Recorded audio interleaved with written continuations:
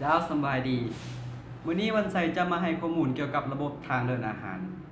สำหรับท่านใดที่มีปัญหาในเรื่องกรดไหลย้อนกระเพาะอักเสบดินสะดวงทวารหรือกระเพาะประสาทกรดไหลย้อนจะมีอาการอืดท้องแน่นท้อง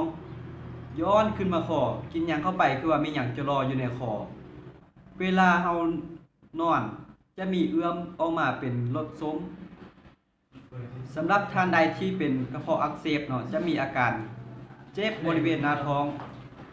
ปัญหาที่จะตามมาก็จะเห็นให้ถ่ายยากถ่ายแข็งหรือว่าถ่ายออกเลือดเนาะสำหรับคนเป็นกระเพาะประสาทจะมีอาการ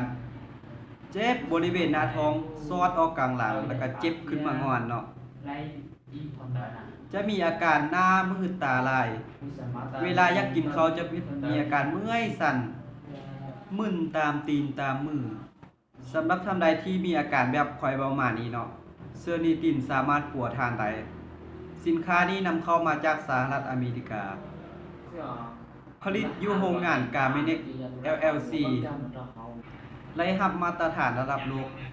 ก่อนจะเข้ามาเราก็ผ่านอย.องค์การอนามัยเป็นที่เรียบร้อยแล้วในสุดที่ดูแลในเรื่องกระเพาะนี้จะมีอยู่3กระปุกตัวที่1จะเป็นวีการเนาะจะดูแลในเรื่องขับล้างสารพิษออกจากร่างกายปรับเรื่องระบบขับถ่ายให้เฮาถ่ายง่ายถ่ายสะดวกตัวที่2ก็คือเป็นทั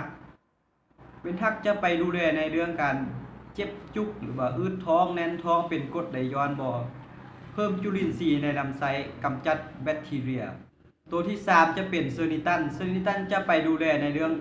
บาดแผลภายในกระเพาะบ่ว่าจะเป็นตุ่มหรือเป็นบาดแผลมันจะไปสมานบาดแผลและดูแลเรื่องระบบประสาท